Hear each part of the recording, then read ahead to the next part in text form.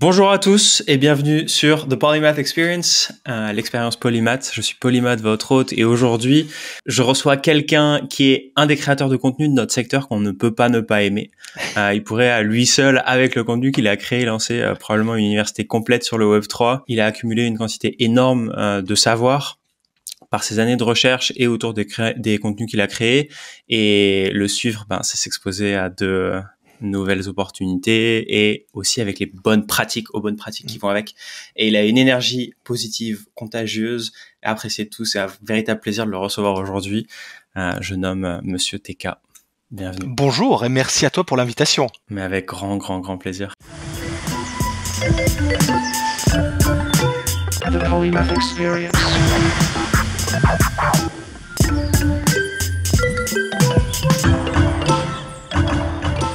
Tu me racontais la dernière fois que tu as un background scientifique, tu es passé Ouais. par des études de chimie.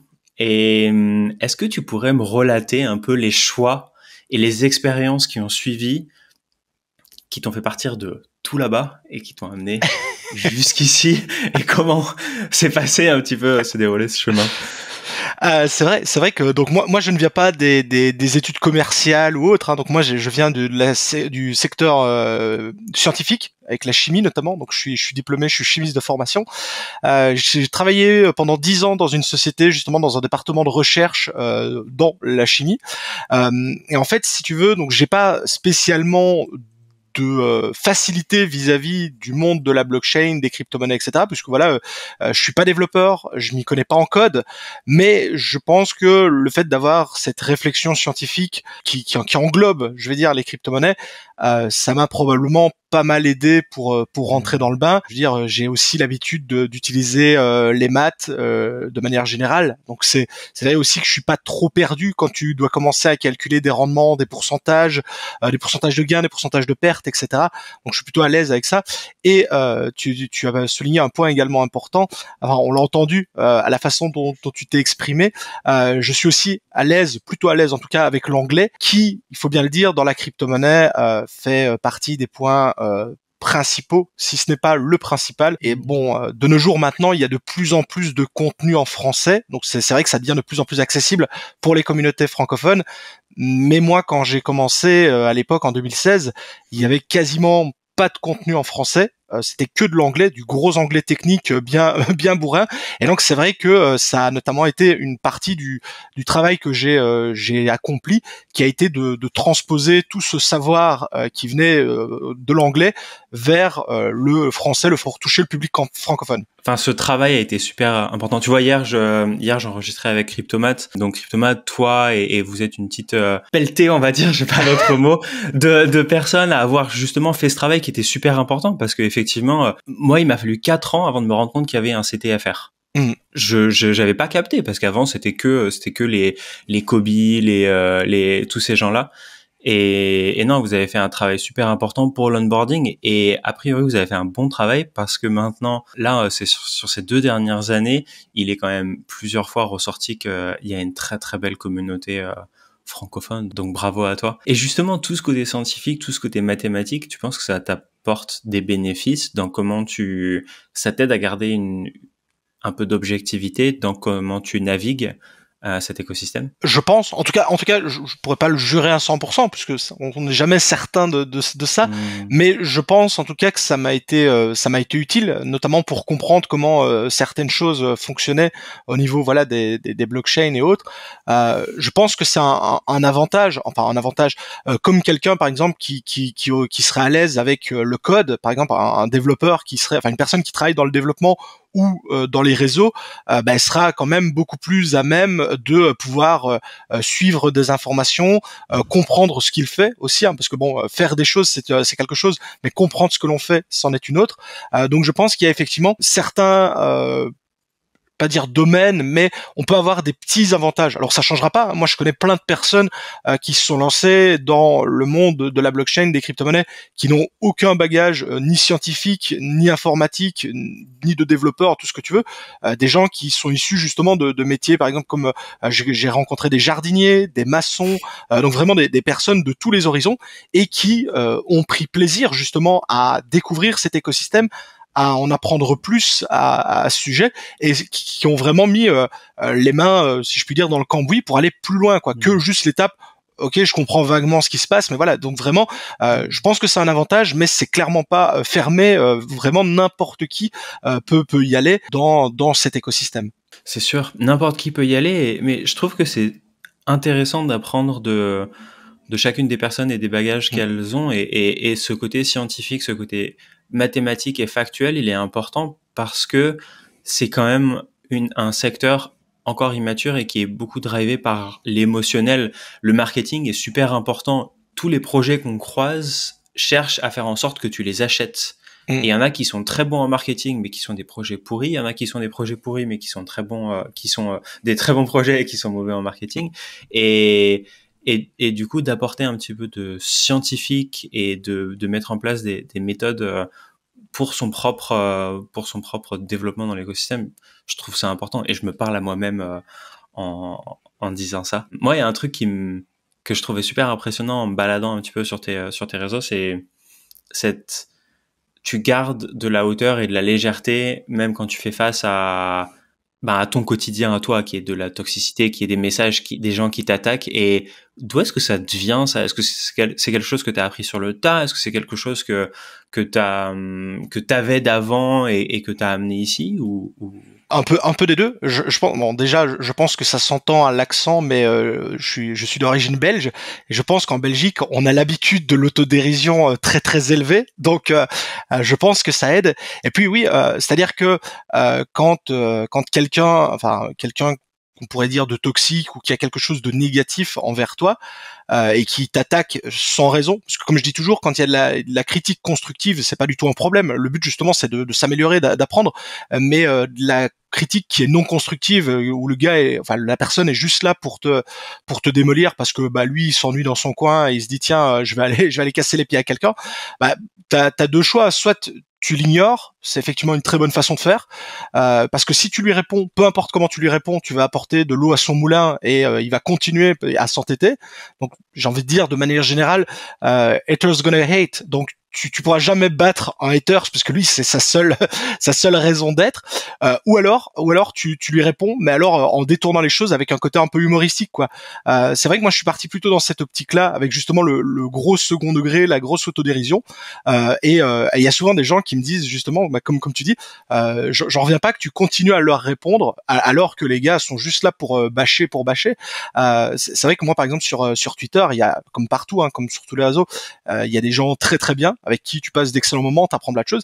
Il y a des gens qui sont un peu moins bien, c'est logique, ça représente le monde, mais voilà, moi je bloque personne, je bloque pas les gens parce que tu pourrais les bloquer et c'est terminé, ça s'arrête là. Je préfère répondre de façon amusante et je trouve que ça renvoie toujours une image rigolote et ça colle à ce que je suis en réalité. Je veux dire, je suis comme ça dans la vie de tous les jours aussi. Je veux dire, je n'ai pas créé un personnage pour les réseaux, quoi. Ah, c'est trop cool, ça fait plaisir à voir. Et il y a jamais un moment où toi ça te fait réagir et t'as envie de les envoyer chier? Au début si parce que je pense qu'au début quand t'es pas habitué justement à avoir autant d'intérêt autour de toi, puisqu'encore une fois, moi quand je me suis lancé sur les réseaux, je me suis pas lancé en me disant tiens je vais créer une chaîne YouTube, un compte Twitter dont le but va être de réunir des centaines de milliers de personnes. Moi le but c'était juste de partager mon expérience, mes connaissances, donc c'était ça. Il y a des gens effectivement qui se lancent sur les réseaux avec cet objectif d'avoir une grosse communauté. Moi au départ c'était pas du tout le cas, d'ailleurs ça a été très organique ma montée, puisque ça s'est fait vraiment de façon progressive, il n'y a pas eu de truc.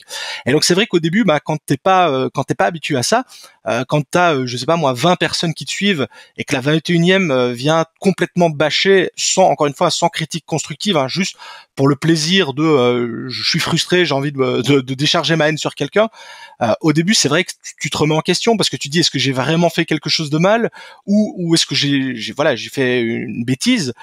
Et puis après, comme je l'ai dit, haters gonna hate. Il y a des gens qui sont là uniquement pour bâcher le travail des autres. D'ailleurs, si tu suis un peu ces comptes-là, tu vois qu'ils passent leur temps à critiquer non pas une personne en particulier, mais vraiment tout l'écosystème, tout simplement parce que ils ont, je sais pas ce qu'ils ont. Enfin, ils s'ennuient, ils ont du temps à tuer ou autre. Et donc voilà. Moi, je dis toujours la meilleure réponse à faire, à la limite, la meilleure réponse, si j'étais un haters, tu vois, où je suis pas du tout d'accord avec une personne, plutôt que de perdre mon temps à insulter, démolir la personne sur les réseaux, ce qui ne fait rien avancer, moi je leur réponds toujours, construisez quelque chose. Enfin, si tu n'es pas du tout d'accord avec ce que je dis, ce qui est totalement logique, il y a aucun problème, on a le droit de pas être d'accord. Je sais pas, fais une vidéo par exemple, enfin si c'est une vidéo, ou écris un thread ou un médium, que sais-je, où t'exposes tout ton truc, mais juste dire c'est nul, t'es naze, ça fait pas avancer ni la réflexion pour toi ni pour les gens qui vont te lire. Alors que si tu construis vraiment une belle réponse construite avec plein de choses, là à la limite on pourrait avoir un débat. Et encore une fois, le but c'est pas qu'on soit tous d'accord. Ah non, c'est vrai.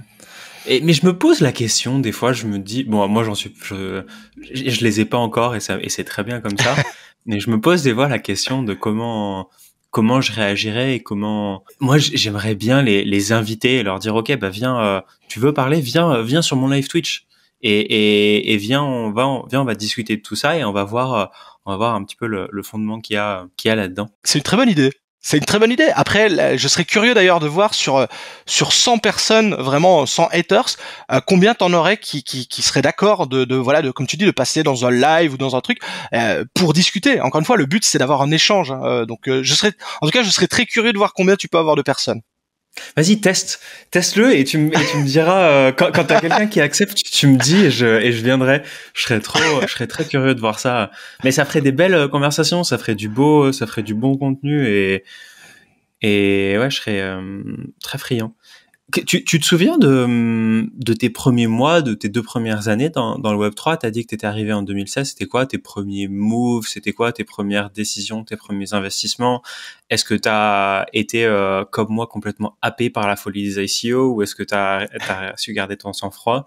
Comme on le disait, donc ça remonte à 2016. Effectivement, c'est il y a longtemps et il y a pas si longtemps que ça. Voilà, les gars qui ont commencé en 2013, ils diront que 2016 c'est récent, mais actuellement on est quasiment en 2024. Donc c'est vrai que le temps file. J'ai commencé un peu différemment de beaucoup de personnes, c'est-à-dire qu'il y a beaucoup de gens qui s'intéressent aux crypto-monnaies et qui vont chercher à investir pour acheter leur premier Bitcoin, leurs premiers Ether, etc.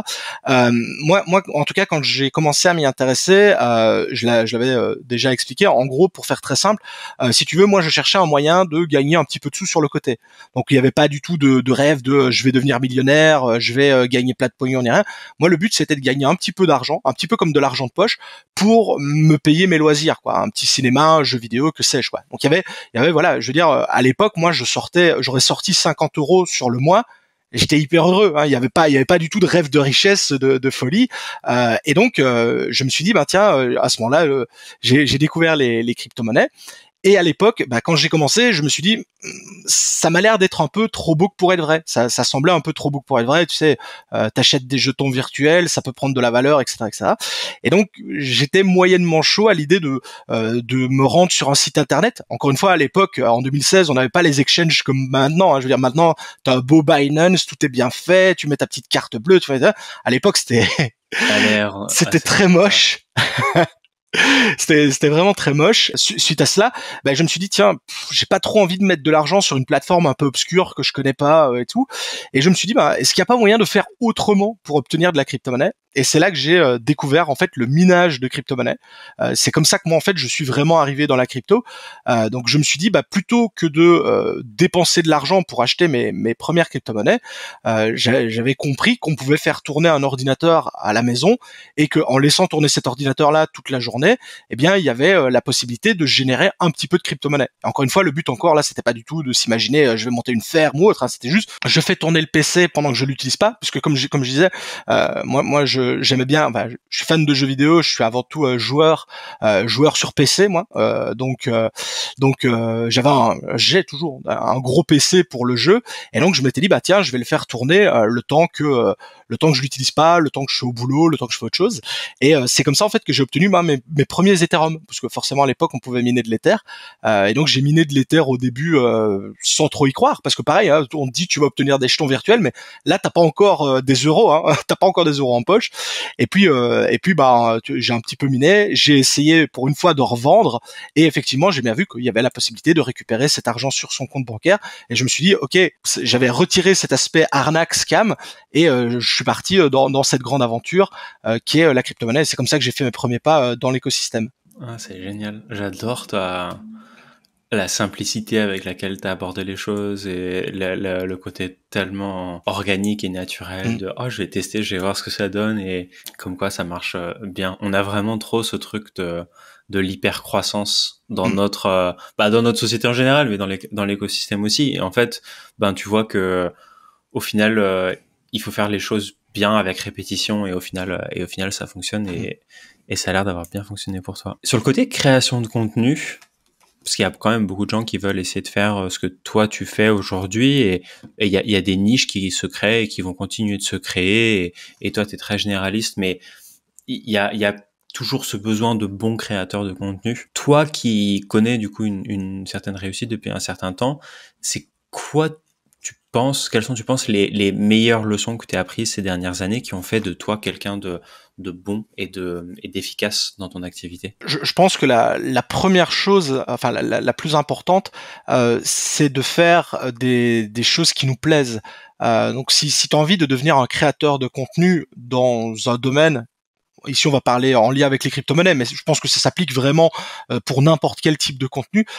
Il faut avant tout travailler créer du contenu dans un domaine que tu aimes et dont tu as envie d'en parler. Parce que je pense que si tu veux par exemple te dire à l'heure actuelle ce qui parle le plus aux gens c'est principalement le trading, mais si t'es pas du tout adepte de ça, que ça t'intéresse pas plus que ça, si tu commences à créer du contenu sur le trading et que tu te forces un peu à le faire, même si c'est peut-être le domaine que maintenant pour le moment les gens recherchent un maximum, c'est pas là-bas que tu seras le plus à l'aise. Je pense que quand tu crées du contenu, il faut avant tout que tu le fasses, c'est bête à dire, mais il faut avant tout que tu le fasses pour toi, que ça te fasse plaisir, et je pense que quand tu distribues ce contenu-là aux gens et que les gens justement voient que tu prends du plaisir, que ça t'amuse de partager ce que tu as appris, ce que tu comprends avec la communauté, je pense que c'est beaucoup plus sympa même pour la personne qui regarde, plutôt que de voir quelqu'un qui se force à t'expliquer quelque chose qu'il connaît pas bien, qui l'intéresse pas spécialement, et je pense que ça se ressent vraiment au niveau du viewer, de la personne qui regarde. Mais c'est tellement vrai. C'est tellement vrai. Et 90% des gens qui créent du contenu devraient être au courant de ça parce que les marchés vont continuer de changer. Et si toi, t'essayes de suivre le marché, ça va pas, d'où l'importance de la niche. Quelles erreurs est-ce que tu vois les créateurs de contenu aujourd'hui faire qui, pour toi, leur mettent des bâtons dans les roues? Bonne question. C'est vrai que, en fait, je pense que ça va dépendre du créateur de contenu. C'est-à-dire que si à un moment donné tu essayes de constamment suivre la tendance au niveau de ce que les gens veulent regarder, je pense qu'on peut très vite, en tant que créateur, on peut très vite se perdre dans la création de son contenu et probablement aller dans je vais pas dire des terrains qu'on ne maîtrise pas, mais plutôt des domaines où on est moins à l'aise. Et ça s'est beaucoup vu notamment avec le bear market, puisque pour le moment la crypto-monnaie n'est plus vraiment à la fête. Ce qui est voilà, c'est un peu logique aussi. Et Euphémisme de l'année. t'as vu comme je le dis gentiment. Hein. Et je pense que c'est vraiment je veux dire, imaginons, ça fait des années que tu crées du contenu, par exemple sur les crypto-monnaies, et du jour au lendemain, j'invente, tu crées du contenu, par exemple sur des voitures, je sais pas, ou des jeux vidéo ou autre, en te disant oui, écoute, la crypto-monnaie pour le moment ça marche plus, je vais passer à autre chose. Je pense que c'est possible de faire la transition. Mais je pense que c'est très risqué et que il y a peut-être un qui va réussir la transition de passer d'un sujet à un autre, mais il y en a 8 ou 9 qui vont se casser la figure parce que c'est vraiment un tout autre domaine, un tout autre système, et je pense que quand tu as appris pendant des années les codes de fonctionnement d'un système, c'est relativement complexe de passer à un autre, et ça se voit surtout en bear market, puisque quand tu es en bulle et que tout réussit, tu focuses à mort sur la crypto-monnaie, puisque c'est ce que recherchent les gens. C'est ce que cherchent les gens. Il y a des sponsors à tout va, donc tu peux te faire payer.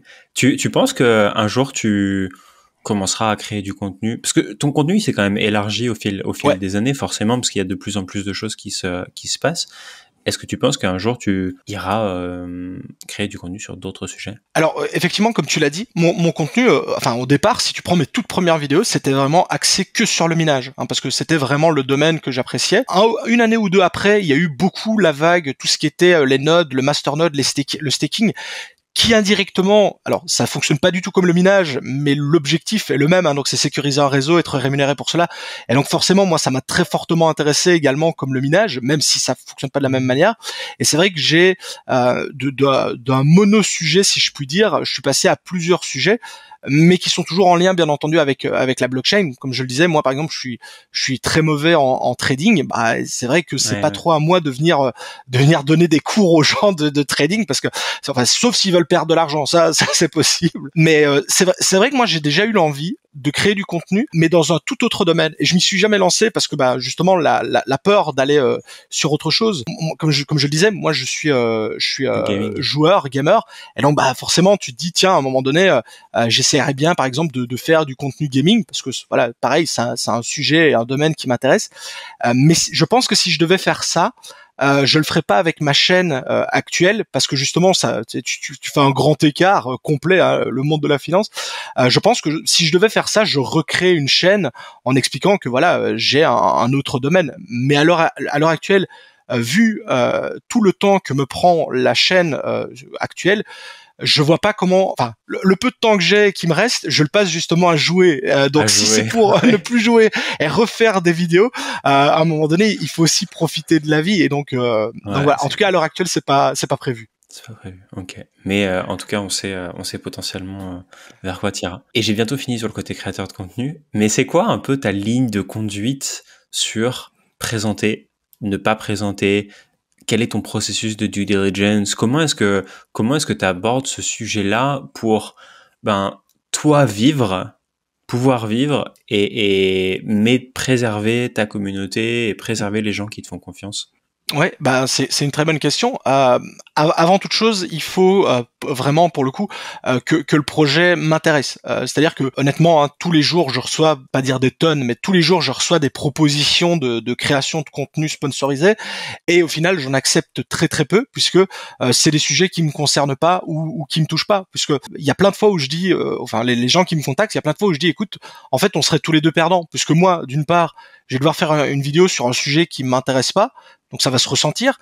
Deuxièmement, ma communauté, elle me suit pour, on va dire, certains sujets bien précis, hein, voilà. Donc comme je disais, je fais pas de trading, bah les gens ils viennent pas me voir pour du trading. Bah, c'est vrai que si demain je commençais à faire des tutos de trading, les gens seraient un peu perdus, parce que encore une fois, ça colle pas à ce que moi je fais. Donc il y a beaucoup de contenu que je refuse, tout simplement parce que ça colle pas à l'identité de ce que je fais sur ma chaîne. Et en fait, vraiment le contenu que je vais produire en étant sponsorisé, par exemple, c'est du contenu vraiment qui me parle. Par exemple, j'ai été sponsorisé par des projets de crypto-monnaie où vraiment le but c'était de parler d'un projet, mais ça tombait bien parce que c'était déjà des projets qui m'intéressaient. Donc à ce moment-là, c'est un win-win, parce que tu dis, bah, j'en aurais de toute façon parlé à ma communauté parce que c'est un projet qui me plaît. Et donc si en plus de ça, bah, tu peux être rémunéré pour la création du contenu, c'est un avantage, parce que c'est vrai qu'ici on parle de création de contenu et de revenus. Il faut savoir que 100% de mon contenu est gratuit, puisque c'est un peu ça le point qu'il faut noter. C'est je ne vends pas de formation. Donc en gros, pour faire très simple, en gros, quand vous êtes créateur de contenu, à un moment donné, si vous voulez vraiment en vivre, vous devez choisir entre guillemets un modèle économique. Donc il y a le modèle de la formation, le modèle du contenu payant, le modèle des trucs exclusifs, hein, peu importe. Moi, je suis parti du principe que je voulais que 100% de mon contenu soit tout le temps gratuit, tout le temps mis à disposition de tout le monde. Donc il n'y a pas d'exclusivité pour certains membres. Par contre, en contrepartie, c'est vrai que bah voilà, moi je suis parti du principe que c'est vraiment le sponsoring, le fait d'avoir à un moment donné un sponsor dans la vidéo ou sur un tweet qui va me rémunérer pour l'occasion, quoi. Mais voilà, c'est un choix que moi j'ai fait. Il y en a d'autres qui font d'autres choix et qui sont tout à fait respectable. Je veux dire, il y a pas mieux, il y a pas moins bien. C'est vraiment chacun fait selon chacun son truc. Son truc, voilà. On t'est déjà un petit peu rentré dedans de faire ça? Ouais, bah oui, parce qu'en fait, il y a des gens, donc il y a des gens qui le comprennent très bien. Donc à un moment donné, il y a des gens qui comprennent très bien qu'à un moment donné, si tu veux vivre, encore une fois, on parle vraiment de vivre de l'activité, parce que c'est vrai que si tu fais ça, t'as un travail sur le côté et tu fais ça en plus pour t'amuser sur le côté. À ce moment-là, effectivement, tu peux t'en passer. Moi, dans mon cas, c'est devenu comme je dis toujours, mon vrai travail. Je dois en vivre. Et donc, à un moment donné, en fait, si je dois en vivre, malheureusement, de nos jours, tout ce qui est YouTube, Twitch et autres ne paye quasiment plus rien. Donc, dans mon cas, t'es quasiment obligé de te faire sponsoriser ou d'avoir un contenu payant, hein, etc., etc. Donc si tu veux en vivre, il faut avoir ça. Et donc il y a des gens qui le comprennent très bien et qui se disent bah oui, le pauvre gars, s'il veut pouvoir manger fin du mois, il faut bien qu'il y ait des sponsors dans son trade, dans sa vidéo. Mais il y en a qui, par exemple, voilà, qui n'acceptent pas parce que, et je peux les comprendre tout à fait, là pour le coup, ils considèrent que tu peux que tu peux être influencé par le sponsor, tu vois, qui te dirait bah voilà, par exemple, tu pourrais pas parler librement d'un projet parce que bah t'es sponsorisé, ce qui effectivement pourrait être un problème. Maintenant, moi je l'ai toujours dit, en tout cas quand je parle de quelque chose en vidéo, notamment des projets, généralement ça fait partie de la condition que je mets avec le sponsor, c'est que je puisse parler librement du projet, de la plateforme, hein, en fonction de ce que c'est. J'avais d'ailleurs fait une vidéo pour un boîtier qui permet justement d'héberger des nodes, Helium, et dans la vidéo je le dis clairement, hein, je dis on me l'a offert, je l'ai pas payé, donc voilà, c'était le sponsor en fait m'avait offert le boîtier, j'étais pas payé en tout cas pour en parler, j'avais juste reçu le boîtier et j'avais dit tout simplement bah voilà, comme ça vous êtes au courant, je suis transparent, il y a pas de mauvais truc. Et à la fin de la vidéo, j'avais quand même fait les plus et les moins, où j'avais dit au niveau des inconvénients que c'était un système fermé, qu'on était totalement dépendant du truc. Et les gens de chez Helium, enfin là c'était Linksdot, m'avaient dit qu'ils étaient très contents justement parce que bah quand tu montres que les bons côtés d'un truc, tu sais, où tout est merveilleux, les gens se doutent bien qu'il y a un problème à un moment donné. D'alarme. Voilà. Ah, c'est un sujet qui est tellement délicat parce que quand créer du contenu devient ton métier et que tu donnes de la valeur constamment, bah il y a un moment il faut que tu t'y retrouves et le sponsoring c'est un modèle comme un autre, hein. Et surtout il faut que ça soit fait dans les bonnes conditions avec le bon mindset, mais c'est délicat quoi. C'est très délicat. En fait, le système qui serait, enfin, je pense à mes yeux, hein, vraiment, ça c'est moi, ça ne concerne que moi. Je veux dire, je vais parler pour moi. Pour moi, le système qui serait le top du top, c'est d'être indirectement, tu vois, payé par la communauté, avec par exemple, tu sais, tout ce qui est les Tipeee ou autres, hein, que beaucoup de créateurs de contenu ont ça, des Patreon, que sais-je. Où effectivement là c'est directement la communauté qui va te financer avec à chaque fois, bah c'est même pas des grosses sommes, hein, les gens mettent 1 ou 2 euros, mais quand tu as une communauté importante ça peut vite représenter quelque chose. Ça pour moi ce serait clairement le modèle idéal, parce que là t'es dépendant que de ta communauté, c'est vraiment le top du top. Mais pour avoir essayé de mettre ça en place au départ, quand j'avais essayé, les gens, voilà, je critique pas, mais les gens ne donnent pas. Les gens disent bah non, écoute, moi le contenu je le prends parce qu'il est gratuit, et si le contenu devient indirectement payant, j'irai prendre du contenu ailleurs parce que j'ai pas envie de payer. Et donc à ce moment-là, bah tu te dis bah voilà, ok, le modèle financé par la communauté, en tout cas dans mon cas, ça n'a pas fonctionné. Donc il me reste soit la formation. Mais c'était pas quelque chose qui m'intéressait, en tout cas voilà, en tout cas à l'époque et même encore maintenant c'est pas un domaine qui m'attire, et donc il te reste bah si tu fais pas la formation, si tu fais pas le paiement par la communauté ou autre, bah il te reste en fait tout ce qui est voilà le sponsoring, où c'est la marque qui vient te voir. Et j'ai l'impression que c'est un des modèles les plus répandus, hein. Je veux dire, quand tu vas sur YouTube, t'as toujours des Red Shadow Legends, enfin tous ces jeux mobiles, War Thunder, que sais-je. Ça, je pense que c'est un modèle qui est déjà bien développé, et donc bah c'est pas étonnant de le voir débarquer dans la crypto-monnaie. Complètement. Et si c'est celui qui résonne avec toi, continue, hein. Franchement, c'est ça. Mais comme tu disais tout à l'heure, en fait, l'intuition est super importante dans notre carrière entre guillemets, parce qu'il y a des choses, quelqu'un va te dire voilà ce que tu devrais faire, et peut-être qu'objectivement c'est vrai, et peut-être que pour eux c'est vrai, mais pour toi ça résonne pas et ça marche pas, et c'est un truc qu'on oublie, et surtout que il y a une prolifération des gourous sur internet qui fait que t'as tout un tas de il faut que tu fasses ci, il faut que tu fasses ça, et au final non, pas forcément. Ça dépend vraiment de là où t'en es. Est-ce que tu crois à la régulation de cette activité? Régulation vis-à-vis de l'activité de créateur de contenu sur les crypto-monnaies, tu parles? Ouais. Alors, on a déjà, enfin, moi je suis en Belgique, je suis pas directement touché, mais j'applique quand même la nouvelle loi influenceur qui vient de France, puisque effectivement une grosse partie de mon contenu est à destination donc des pays francophones, et la France représente une grosse partie. Mais c'est vrai que avec la régulation qui a été mise en place, notamment avec le fait de ne plus pouvoir faire que de la promotion, dans certains cas, de projets qui ont l'enregistrement ou la validation PSAN, qui répondent à X ou Y conditions, c'est vrai que ça a déjà été resserré, en tout cas ça a été recadré déjà en partie par le législateur, le régulateur, quoi. Est-ce qu'il faut encore aller plus loin? je pense qu'à un moment donné, il y a quand même une limite. Je pense qu'on pourrait quand même aller un peu plus loin pour encore éviter certaines arnaques ou autres. Mais à un moment donné, je pense que Owen Asher l'avait très bien dit. Si à un moment donné, on encadre beaucoup trop l'écosystème par rapport à d'autres, comme je sais pas moi, les tutos maquillage, beauté, que sais-je. Si on restreint beaucoup trop cet écosystème, on va finir par le tuer aussi. Et il faut, je pense qu'il y a un juste milieu à avoir, un équilibre entre laisser la place aux créateurs de contenu, mais quand même les encadrer pour éviter de faire tout et n'importe quoi. Tu résumes tout. Parce que déjà qu'on serre la vis sur le côté entrepreneuriat sur ces sujets-là, si en plus on serre la vis sur le côté éducation autour de ces sujets-là, mais c'est fini quoi. Il y a tout le monde va partir de France et d'Europe. Passons à ta spécialité. Enfin, à une de tes spécialités en tout cas. Passons sur la direction un petit peu plus crypto dans ton expertise. Moi, il y a une question que je me pose en regardant des choses que tu fais, c'est est-ce que tu penses qu'une personne normale, elle doit forcément comprendre ce qui se passe en dessous? Et je précise, tu vois, j'utilise tout un tas d'applications, j'ai aucune idée sur le fonctionnement technologique de ces choses-là. Mais est-ce que tu penses que la blockchain a des spécificités qui fait que on devrait quand même aller creuser, on devrait comprendre comment ça se passe, on devrait comprendre comment c'est sécurisé? Alors oui et non. C'est une réponse en demi-teinte. Non. En fait, pour faire très simple, moi je prends toujours l'exemple de la voiture. T'as pas besoin de comprendre comment fonctionne un moteur, comment fonctionne une boîte de vitesse pour utiliser ta voiture au quotidien. Tu peux aller d'un point A à un point B sans jamais comprendre comment ça fonctionne. Par contre, je dis pas de creuser le sujet à fond. Je veux dire, il n'y a pas besoin de comprendre comment, par exemple, sur Bitcoin, l'algorithme de hachage SHA 256 fonctionne. On s'en fout. Il y a des personnes qui le comprennent, mais il y a des gens, voilà, que ça intéresse pas.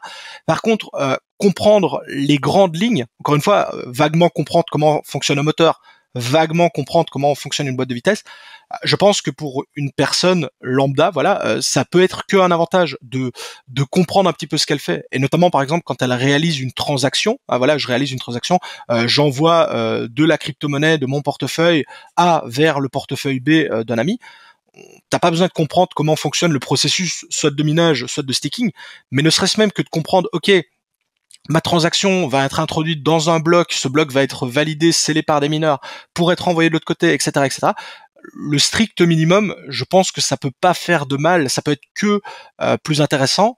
Maintenant, on est bien d'accord, si t'as pas envie de te prendre la tête et juste te dire j'appuie sur envoyer, ça va de l'autre côté et je me prends pas la tête, ben oui, ça fonctionnera et tant mieux pour ça.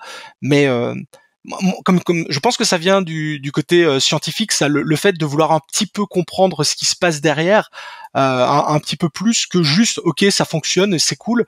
Ben je pense que c'est toujours un plus, mais c'est pas obligatoire. Ouais, c'est super intéressant et c'est vrai que particulièrement aujourd'hui, on est encore sur sur la courbe, on est encore sur les early adopters quand même, sur les innovateurs, et c'est vrai que le fait de creuser, le fait d'aller chercher ces informations-là, ça t'ouvre à des choses, ça t'ouvre à des opportunités, ça t'ouvre à des possibilités, et pour vraiment bénéficier de tout ça. Toi, personnellement, c'est quoi ta stratégie d'investissement globale?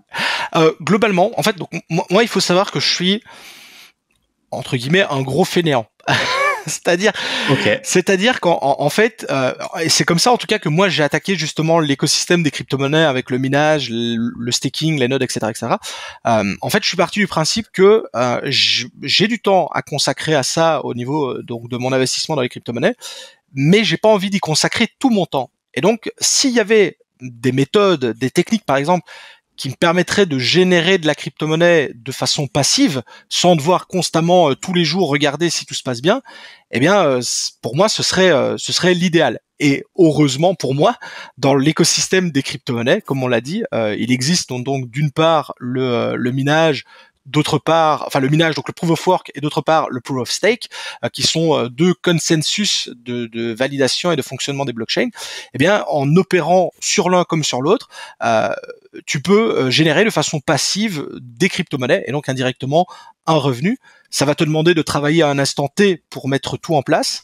Mais par contre, une fois que c'est fait, à part une surveillance de 1 à 2 minutes le matin et le soir, ça demande pas plus que ça. Et moi, c'était quelque chose qui m'intéressait parce que c'est pour ça que je suis très mauvais en trading, par exemple. C'est parce que j'avais pas envie de suivre les cours toute la journée, de voir si ça allait se retourner, changer, etc. Et, les experts en trading vont te dire que c'est pas du tout ça, mais moi, en tout cas, c'est comme ça que je le vois. Si, c'est un Et peu donc, ça. et donc, j'avais pas envie de perdre entre guillemets mon temps derrière les écrans. Je voulais justement pouvoir, ok, passer du temps sur quelque chose, mais une fois que ça tourne, bah, voilà, à part, ok, s'il y a un problème, un inconvénient, ok, il y a à un moment donné, il faut remettre un peu les mains dans le cambouis. Mais c'est vrai que si ça peut travailler tout seul, et ben c'est tout ce qui m'intéresse. Et c'est donc notamment pour ça que je me suis très fortement intéressé à ce domaine-là, particulièrement de la crypto-monnaie et de la blockchain. Ah, c'est intéressant. Moi, je sais pas du tout comment ça se passe. J'ai un peu cette notion il y a la complexité qui évolue, il y a des nouveaux tokens qui deviennent disponibles en minage, en staking. Là, enfin, depuis que tu as commencé, comment ça a évolué pour toi? Comment est-ce que tu passes d'une crypto à une autre? Comment est-ce que tu passes d'un système à un autre? Et c'est quoi les décisions que tu prends au quotidien pour justement autour du minage? Alors le plus important, en tout cas dans le travail que j'ai fait, c'est clairement, en tout cas vraiment, c'est l'analyse fondamentale. Donc l'analyse fondamentale, c'est justement comprendre ce qui se cache derrière un projet de crypto-monnaie quand on vous l'explique. Donc c'est comprendre qui est la team, comment sont répartis les fonds, comment le projet fonctionne, quels sont les problèmes qu'ils cherchent à résoudre. Je pense que la première chose à faire, vraiment, c'est d'essayer, hein, parce qu'encore une fois, rien n'est jamais garanti, sinon ce serait trop simple, mais d'essayer déjà de dénicher des projets qui, enfin, donc dans mon cas, à mon sens, mais à nos yeux, a de l'intérêt et pourrait apporter de l'intérêt aux personnes dans le futur. Parce que, en gros, moi, je partais du principe que si je misais sur le bon cheval, enfin, le but c'était de miser sur le bon cheval à long terme. Le but c'était pas, moi j'ai toujours dit, le but c'était pas de gagner de l'argent rapidement. Et par exemple, t'as 1 000 € et en 2 mois t'as 2 000. Le but c'était plutôt de te dire, je mets 1 000 € et au bout de 1 an ou deux, ça représente une somme importante. J'invente, 10 000 € par exemple, comme ça. Et si tu veux avoir ce genre de perspective et d'évolution, il faut avant tout déjà se tourner vers des projets qui ont un bon background, quelque chose qui leur permettra justement d'évoluer sur le long terme. Typiquement un meme coin, hein, que ce soit Doge, Shiba, je sais pas, le PP coin par exemple, ça ne repose sur rien si ce n'est de la hype. Vraiment l'intérêt de ces crypto-monnaies-là repose avant tout sur leur communauté. Donc on comprend bien que s'il n'y a pas de hype, le projet ne va nulle part parce qu'il a rien derrière. Au contraire de projets qui ont voilà des fondamentaux qui sont très intéressants pour résoudre des problématiques que l'on a à l'heure actuelle, j'ai envie de dire dans la vie de tous les jours, quoi. Comment ça se passe, toi? Tu as tes miners et tu décides, tu changes régulièrement de tokens que tu souhaites miner. Tu t'en mines plusieurs en parallèle. Là, par exemple, en ce moment, tu mines quoi? Pour faire dans l'ordre, en fait, donc la première chose, c'est effectivement, tu peux entre guillemets t'organiser comme tu veux. Tu peux par exemple miner pendant 1 mois une crypto-monnaie à fond. Tu peux dispatcher toutes tes machines, enfin si tu as plusieurs machines, sur plein de crypto-monnaies différentes. Et c'est un peu à toi, en fonction de la stratégie que tu envisages, de faire ce que tu veux. Voilà, il y a des gens qui vont se concentrer monocoin et ils vont essayer d'en avoir un maximum parce qu'ils sont ultra convaincus par le projet. Il y a des gens qui se disent bah non, je vais pas mettre tous mes œufs dans le même panier, je vais essayer de diversifier un max pour aller sur plein de domaines différents et voir un petit peu ce qu'il y a. Donc là, c'est vraiment c'est propre à chacun. Je veux dire, là, il y a un peu de tout. Et en fonction aussi du moment, bah, ça évolue. Je veux dire, tu ne mines pas, par exemple, de la même façon en bulle qu'en bear, parce que ça se passe pas du tout de la même manière. Il y a aussi des grands événements majeurs, comme la transition d'Ethereum du Proof of Work vers le Proof of Stake, qui remet toute la question en jeu. Et concernant le minage à l'heure actuelle, moi j'ai 2 machines qui sont en train de tourner sur un tout petit projet Alephium, qui est un projet voilà que j'ai à l'époque que j'ai analysé, que j'ai étudié, dont le principe me plaisait bien, m'intéressait. Et donc c'est un tout petit projet pas connu, et justement c'est ça tout l'intérêt, c'est que comme il est tout petit, pas connu, il y a très peu de mineurs qui sont présents dessus, et donc ça veut dire que quand tu en mines, les quantités que tu vas en obtenir seront sont plus importantes, puisque je prends toujours l'exemple d'un gâteau. Un gâteau, il a la même taille. Si à un moment donné, on est 10, on le partage en 10. Si on est 100, on doit se le partager en 100. Et donc, on comprend bien que si on est 100, la part qui me revient est beaucoup plus petite. Donc c'est là tout l'intérêt de se tourner vers ce projet-là. Mais ce projet-là, je l'ai trouvé après analyse, après recherche, après entre guillemets étude d'un peu ce qu'il y avait derrière le projet, quoi. C'est marrant parce que, enfin, tout ce que tu décris, en fait, le minage, c'est vraiment une stratégie d'investissement, sauf qu'à la place d'investir de l'argent, tu investis du temps et l'électricité. C'est ça. Parce que tu fais le même processus, tu fais les mêmes due diligence, tu fais les mêmes recherches et tu fais la même prise de risque aussi. Parce que ton projet à lithium, t'arrives tôt, tu prends une plus grosse part du gâteau, mais si personne n'en veut plus tard, si le projet ne réussit pas, ben t'as dépensé ce temps et cette énergie. Exactement. Pour rien, et donc c'est une approche complètement différente. Et du coup, au-delà de Alephium, tu mines quoi là en ce moment? Pour le moment, je suis uniquement sur Alephium, parce que justement je me concentre sur ce projet-là, mais il y a encore quelques mois, je t'aurais dit que j'étais sur Flux, une autre crypto-monnaie que je connais très bien et que je suis depuis depuis leur départ quasiment. Comme je disais, j'ai miné de l'Ether, donc Ethereum quand c'était encore possible. J'ai miné du Firo, crypto-monnaie aussi qui s'appelait Zcoin avant, donc qui était un crypto-monnaie anonyme, un petit peu comme le Monero. Des crypto-monnaies, vraiment, j'en ai miné, à mon avis, je dois en avoir miné pas loin d'une centaine, mais comme tu l'as très bien dit, sur les 100 n'ont pas toutes performé. Comme tu dis, il y en a qui ont fini à la poubelle, qui n'ont jamais rien rapporté. Il y en a qui ont un petit peu monté, et donc tu t'attendais à une hausse plus importante, donc tu as quand même pris un peu d'argent, mais c'est pas non plus extraordinaire. Et puis il y a des projets sur lesquels ça se passe mieux, et là où tu avais misé bien au début, et où la crypto-monnaie effectivement est bien partie, puisque ça fait, comme tu le disais, ça fait partie du jeu. Toutes les crypto-monnaies que tu mines ne vont pas spécialement être des top crypto où tu vas pouvoir gagner de l'argent, quoi. Et ça me fait sortir une autre question qui est pas complètement liée à ça, mais parce que aujourd'hui le minage du Bitcoin est quand même assez centralisé autour de grosses fermes. Ça, c'est un peu une hypothèse qui était émise à un moment. Je sais pas à quel point elle est encore trop vraie aujourd'hui. J'imagine que vu le déroulement normal des choses, ça serait toujours plutôt le cas. Tu confirmes? Au niveau de la centralisation des fermes, alors en fait c'est pas centralisé autour de la ferme, c'est surtout les poules de minage. Donc en 2 secondes, un pool de minage c'est quoi? C'est une entité qui va centraliser justement plusieurs mineurs on va dire chez lui c'est un serveur, autour de son serveur, où les mineurs vont mettre leur puissance de minage en commun. Et en fait, si on peut parler de centralisation sur Bitcoin, ce serait plutôt au niveau des poules de minage qui sont justement rejointes par ces fermes de minage, où on a effectivement, quelques très grosses poules de minage, quelques très grosses entités qui détiennent une part importante de la puissance de calcul sur Bitcoin.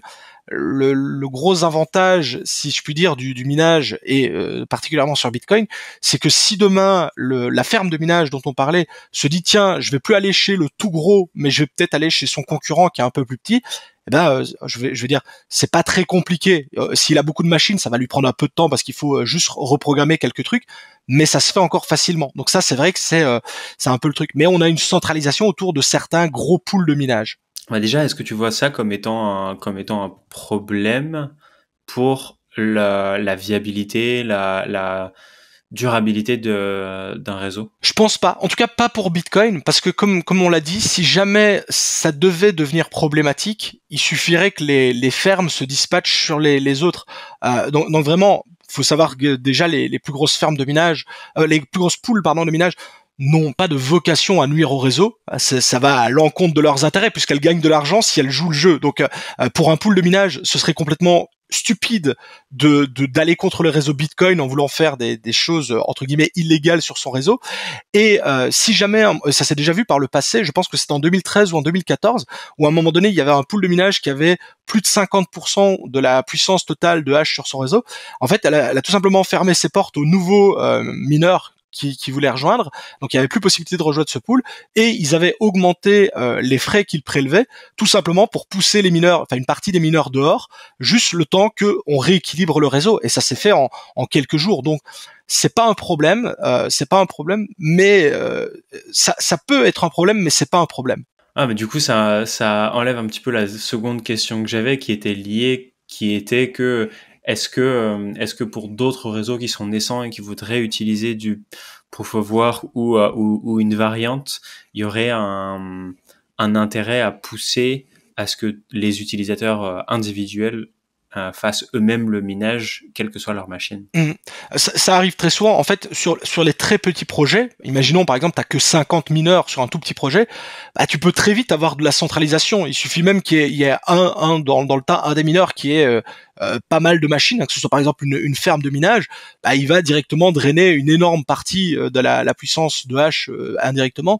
Et donc, le réseau, effectivement, au départ, peut être centralisé, mais plus celui-ci est adopté et plus celui-ci est utilisé, plus il va se décentraliser de lui-même. Encore une fois, si le projet est bon, hein, si t'as un pur coin qui voilà, mais généralement c'est ça qui se passe. Au départ, t'as beaucoup de centralisation parce que bah t'as pas beaucoup de mineurs, et au fur et à mesure que t'as des mineurs qui rejoignent le réseau, la décentralisation se fait de plus en plus grande. Comme quoi, c'est vraiment les mêmes concepts. Que tu parles de tokenomics, que tu parles de mining, c'est un petit peu la même chose. Et du coup, pourquoi est-ce que les projets continuent d'embrasser le proof of work malgré les problématiques qu'on voit, malgré Ethereum qui s'en détache? Je pense il y a deux choses, enfin deux points principaux. C'est le proof of work, ça fait, en tout cas si on prend sur Bitcoin, ça va faire 15 ans hein, que ça tourne, et ça n'a jamais été mis en défaut. Donc on a 15 années de retour d'expérience. On a rien d'aussi long que ça dans l'écosystème crypto, bien entendu, sans la moindre faille, le moindre hack, la moindre problématique. Je veux dire, la blockchain Bitcoin ne s'est jamais arrêtée, il n'y a jamais eu de problème avec sa blockchain. Donc ça prouve que le proof of work c'est du sérieux, du solide et que ça tourne bien. Et puis je pense que le proof of work a ses avantages et ses inconvénients. Tu l'as cité, il y a la consommation d'électricité qui indirectement est liée au fait qu'on utilise les machines pour ça. Mais le proof of stake, donc le concurrent direct du proof of work, il a ses avantages, mais il a aussi des inconvénients. Et notamment, ce qui revient très très souvent dans le proof of stake, c'est la centralisation. On parlait justement des pools de minage, avec le fait que le mineur peut très facilement changer de pool pour décentraliser de nouveau le réseau. C'est quelque chose qui est beaucoup plus compliqué à faire sur les réseaux en proof of stake, puisque de par même le principe que plus tu as d'argent, plus tu vas en générer, puisque tu dois mettre cet argent entre guillemets en gage pour en gagner, bah, les riches deviennent de plus en plus riches, et c'est un petit peu la problématique qu'on a globalement sur les proof of stake. Donc ça a des avantages, ça consomme beaucoup moins d'énergie, ça a d'autres inconvénients. La centralisation est principalement ce qu'on reproche le plus aux coins en proof of stake. Ouais, il y a jamais de solution parfaite. J'étais pas conscient de à quel point ça pouvait poser problématique sur le proof of stake. Je m'étais pas posé la question. Pour te dire, il y a même, donc d'un côté on a le proof of work, le proof of stake de l'autre, et on a même des projets qui combinent les deux technologies pour essayer justement d'allier le meilleur des deux mondes. Alors c'est pas toujours hyper bien fait, mais tu as des projets qui sont à la fois en proof of work et en proof of stake, où c'est vraiment un mécanisme où on a les deux systèmes qui fonctionnent de pair. T'as les deux avantages, enfin en même temps, mais tu récupères aussi les inconvénients des deux, puisque effectivement, enfin la centralisation c'est un peu plus discutable parce que comme t'as une partie minage, mais ta chaîne qui fonctionne en proof of work, bah, elle va consommer de l'énergie, et ça tu sauras rien y faire, même si t'as une partie proof of stake. Tu vas la réduire, mais tu consommeras toujours de l'énergie. Enfin, de toute façon, c'est comme ça. Hein. C'est toujours dès que t'es dans l'entrepreneuriat, dans la technologie, il y a toujours des compromis à faire. Il y a un des trucs que j'ai hâte de voir se développer dans les années à venir, c'est que, à mon avis, il y a des solutions de création d'énergie qui vont sortir, qui sont pas encore trop soupçonnées, pas encore trop connues. Je connais pas le nom en français. Zero Point Energy Field, ça te dit quelque chose? Là, comme ça, non. C'est la technique qu'avait utilisée Tesla pour créer sa tour qui devait pouvoir générer de l'énergie à l'infini. Ok, j'étais pas au courant. Et qui avait été, tu devrais regarder, c'est assez fou.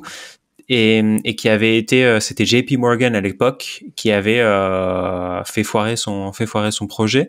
Et il y a un mec qui s'appelle il me semble que c'est Steven Greer qui a sorti un documentaire récemment et qui parle des ovnis, qui parle des UFOs, de potentiellement quelle technologie il pourrait utiliser. La première partie de son documentaire est occupée à montrer tous les projets qui ont été anéantis par l'administration américaine et qui justement allaient dans ce sens-là. Et qui allaient, en gros, c'est plutôt que d'aller chercher de l'énergie dans le physique, par du vent, par du soleil, par autre, bah tu vas chercher de l'énergie dans le quantique.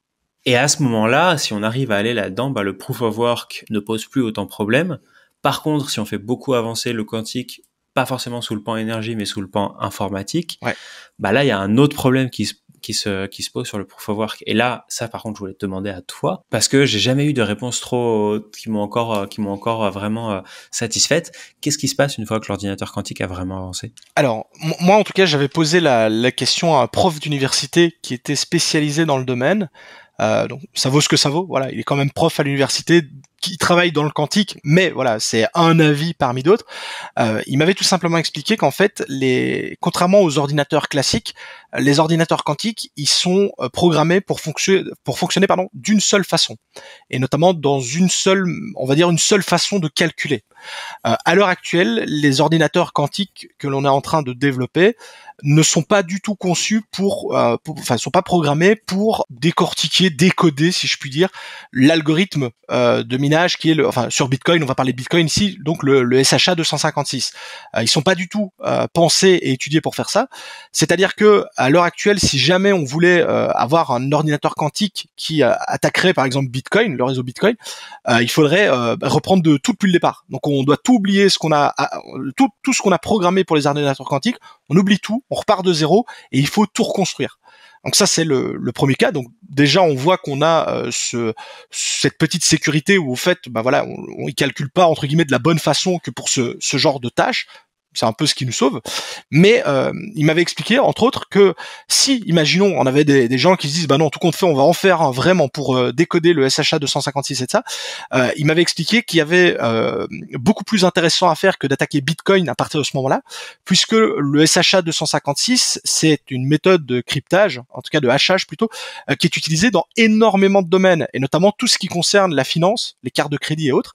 Et donc, il m'avait expliqué que si vous étiez une entité malveillante, avec un ordinateur quantique, il serait beaucoup plus intéressant et beaucoup plus rentable pour vous d'attaquer le système financier traditionnel et par exemple de pouvoir faire sauter toutes les sécurités des cartes bleues, des cartes à puce, plutôt que de s'attaquer à Bitcoin où vous allez prendre beaucoup d'argent, mais ça s'arrêtera à Bitcoin, alors que là vraiment tu t'attaques à tout le système. Donc il m'avait donné ça comme explication. Ça vaut ce que ça vaut. Je suis pas expert en quantique pour te dire ça, mais la façon dont il m'avait expliqué les choses, j'avais envie de lui faire confiance pour ça, quoi. Ok. Et si il s'avérait que dans 15 ans, dans 20 ans, dans 50 ans, dans 100 ans, on a un ordinateur quantique qui a été développé et qui pourrait le faire, est-ce qu'il y a moyen de faire évoluer le système de hachage? Parce qu'il me semble que c'était un des éléments de réponse. Ouais. Est-ce que tu en sais plus sur ce côté-là? Oui, en gros, si tu veux, donc le Bitcoin a été conçu pour fonctionner avec ce fameux hachage en SHA 256, qui est, comme je le disais, il est utilisé dans plein d'autres domaines. Depuis la naissance de Bitcoin, cet algorithme a toujours fait son job et il convient très bien. Mais c'est pas du tout, ça s'est vu dans plein d'autres crypto-monnaies. Bitcoin ne l'a jamais fait, mais il y a plein de crypto-monnaies qui ont changé leur algorithme de fonctionnement. Le plus connu n'est autre que Monero. Monero passe son temps à le changer, mais il le change quand même régulièrement pour justement garder un aspect décentralisé, puisqu'en fait, on a des sociétés qui créent des machines spécialisées pour le minage de Monero, et la team de Monero refuse vraiment qu'il y ait des ASIC, donc ces machines spécialisées, elle en veut pas sur son réseau, et donc dès que la machine est prête, eux, ils changent l'algorithme, et la machine, elle est entre guillemets bonne à aller à la poubelle parce on peut pas la reprogrammer. Et donc c'est génial. On pourrait envisager, ce serait un énorme consensus à faire accepter à la communauté Bitcoin. Donc ça c'est autre chose s'ils veulent bien l'accepter, mais on pourrait dire écoutez, si on garde le SHA 256, on a un ordinateur quantique qui est prêt à le décoder, est-ce que ce serait pas le bon moment de changer d'algorithme? On peut le faire. Après, est-ce qu'on veut le faire, c'est autre chose, mais pouvoir le faire, on peut le faire. Il faudrait juste un accord de la majorité de la communauté autour de Bitcoin, quoi. Ah, ça serait fou. Ça sera fou, surtout parce qu'on sait pas entre les mains de qui ces Bitcoins se trouveront d'ici là, avec tout ce qui se passe avec des microsailors et avec tous les ETF qui vont avoir lieu. C'est vrai que je connais pas exactement le fonctionnement de l'ETF. Je connais pas la régulation sur le backing qu'il doit y avoir pour créer un ETF. Combien de Bitcoin est-ce que tu dois avoir? Aucune idée. Ce serait intéressant de... J'ai regardé ça. On change un petit peu de format pendant quelques minutes. Vas-y. Et j'ai des fireside questions, des petites questions auxquelles tu peux répondre en quelques mots, en quelques secondes. Si tu devais acheter un seul NFT que tu garderais à vie, ce serait quoi? Un CryptoKitty parce que c'était le premier quand j'ai commencé. Pareil, on est de la même école, premier NFT acheté en 2017. Si tu devais acheter une seule crypto que tu garderais à vie? Bitcoin. Facile. Si tu avais 10K pour te faire un portfolio, il ressemblerait à quoi? 50% sur Bitcoin, 25% sur Ethereum et les 25% sur des plus petits coins. Il y aurait probablement Atom Cosmos, il y aurait Flux, il y aurait comme ça de tête, qu'est-ce que je mettrais bien dedans? Morpheus Network, quand j'en parle. Voilà. Ok, trop bien. On change un petit peu de thème. Si tu pouvais faire un vol dans l'espace, est-ce que tu le ferais? Oui. Est-ce que tu te ferais implanter Neuralink? Non. Pas dans l'immédiat en tout cas. Ok. Les 3 personnes avec lesquelles ça matche le plus dans l'écosystème actuellement? Je m'entends avec beaucoup plus que 3 personnes. Et le problème, c'est quand tu dois citer des gens, t'en oublies toujours et les autres vont... Ouais, mais je suis sûr qu'ils comprendront. Bah, je dirais que les gens avec qui je m'entends le mieux, c'est ceux avec qui je partage le plus de choses au niveau de l'écosystème.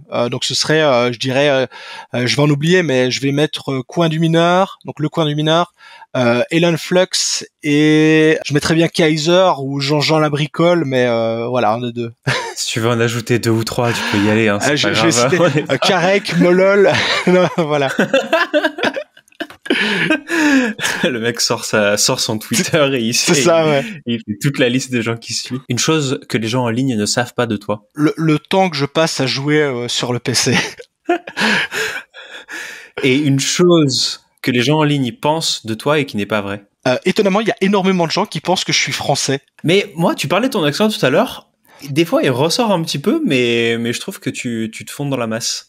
Honnêtement, oui. Je pense que effectivement, on l'entend un petit peu, mais par rapport à d'autres, c'est beaucoup moins fort. Et maintenant, on peut retourner dans le techniquement et j'ai un petit challenge pour toi. Si tu devais présenter le Bitcoin à un enfant de 5 ans, ça ressemblerait à quoi? C'est dur, ça. On me l'a déjà demandé, c'est super dur. C'est super dur. Je pense... Tu veux tester? Je peux, mais en fait, je sais qu'il y a un jeu de plateau qui est fait, j'ai oublié le nom de la personne qui a inventé ça. Il y a une personne qui a fait un jeu de plateau justement pour expliquer aux enfants comment fonctionne Bitcoin, où tu as des cartes avec voilà une blockchain, un ASIC, enfin donc un truc de minage et tout, et c'est super bien fait. Et je pense que si je devais l'expliquer à un enfant de 5 ans, j'utiliserais ça parce que c'est tellement bien fait. Je l'ai vu à Surfing Bitcoin l'année dernière, je pense, en 2022. Il était présent et il présentait son jeu de plateau et c'était, enfin voilà, honnêtement c'était tellement bien fait que je m'étais dit ce serait le tube top pour expliquer ça à un gamin de 5 ans. Je me référais à ça. Tu sais que tu me fais penser à quelque chose en 2018-2019. Moi, je donnais des cours dans une école de commerce sur les cryptos, et du coup, il fallait expliquer pourquoi le Bitcoin et l'exemple. J'avais lu un article là-dessus qu'il faudrait que je ressorte, qui est le meilleur article pour expliquer le pourquoi l'intérêt de la décentralisation. Et c'était avec la métaphore de 4 personnes qui sont sur une île déserte et qui veulent créer une économie entre eux. Bon, je m'en souviens pas vraiment. Ils veulent créer une économie entre eux sans avoir besoin de se faire confiance. Ok. Du coup, ils ont mis en place des règles où ils ont un ledger commun. Donc, ils ont un registre des échanges qui sont faits. Ils ont chacun 25 pièces au début. Et pour valider que personne A a donné une pièce à personne B, eh bien, il faut qu'il y ait au moins une troisième des 4 qui soit là pour vérifier et qui appose sa signature. Pour éviter que il y ait 2 personnes d'un côté qui disent alors voilà, nous on a généré 50 pièces et du coup on les récupère. L'article est beaucoup plus complexe ça et beaucoup plus mais du coup il visualisait, il comprenait l'intérêt et c'était vraiment pas mal. Mais c'est en tout cas les quelques explications que tu as données, ça avait l'air très intéressant et effectivement bien pensé avec le fait voilà des gens bloqués sur une île et où ils se font un système entre eux pour que ce soit fonctionnel. J'essaierai de faire ressortir l'article. Du coup, j'avais prévu de te demander pour d'autres âges. T'as envie de te prêter à l'expérience ou on passe à la suite? Écoute, ça va être compliqué. Je préfère passer à la suite parce que j'ai vraiment peur. C'est un peu complexe. Je me suis dit, vas-y, petit challenge, mais j'avais pas trop d'attentes. T'inquiète. Je continuerai de poser cette question jusqu'à ce que quelqu'un Quelqu'un qui se mouille. Je suis the man for the job. Pour toi, quel est le rôle et quel est le futur du Bitcoin dans notre écosystème, dans l'écosystème global, dans la société? Moi, je l'ai toujours dit, en tout cas en ce qui concerne Bitcoin, je ne le vois pas du tout comme un moyen de paiement, même si on peut le transformer en moyen de paiement, notamment avec le Lightning Network. On peut l'utiliser. Pour moi, Bitcoin, c'est avant tout la preuve qu'une alternative existe et est fonctionnelle. Donc, on a toujours connu la gestion de la monnaie par les États, par les gouvernements, par à l'époque même les rois et autres, hein, c'est eux qui avaient la main mise là-dessus. Et là, on a Satoshi Nakamoto qui nous sort entre guillemets de son chapeau une alternative où des personnes lambda, comme tu l'as très bien dit, des personnes lambda qui ne se connaissent pas, qui ne se sont jamais rencontrées, peuvent utiliser un système qui est fonctionnel, sans faille et surtout, comme tu le disais, sans avoir besoin de se faire confiance l'un l'autre, puisque le système fonctionne, a été pensé et conçu comme ça. Pour moi, c'est ça avant tout la vraie révolution de Bitcoin, c'est d'avoir tout simplement prouvé que une alternative existe. Et puis, par contre, en étant plus rationnel et moins sur ce côté, voilà, ok, c'est beau, c'est chouette et tout ça, je pense en tout cas que Bitcoin à terme deviendra une réserve de valeur, un système vraiment un peu comme on l'a avec l'or physique, les métaux précieux et autres.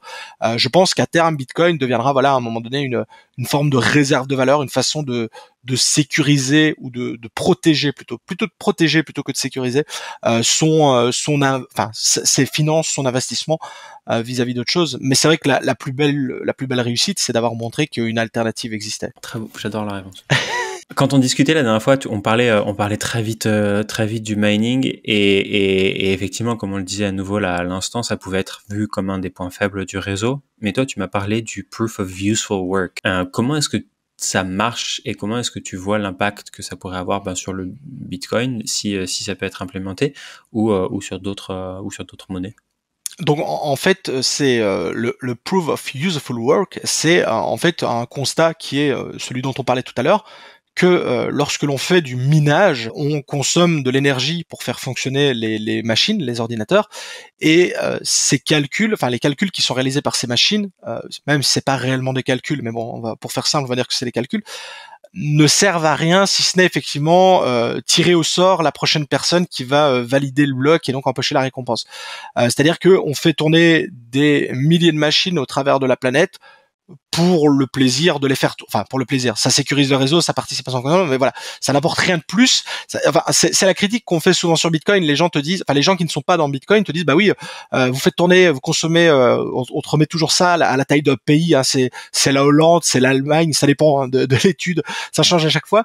On dit, tu consommes autant pour un truc que personne, enfin tout le monde s'en fout, ça n'intéresse personne. Et en fait, il y a des gens, il y a notamment par exemple Vitalik Buterin, fondateur d'Ethereum, qui s'est dit, ok, le minage ça consomme beaucoup, je vais tenter une alternative avec le staking en passant l'Ethereum de Proof of Work vers Proof of Stake pour réduire la consommation énergétique.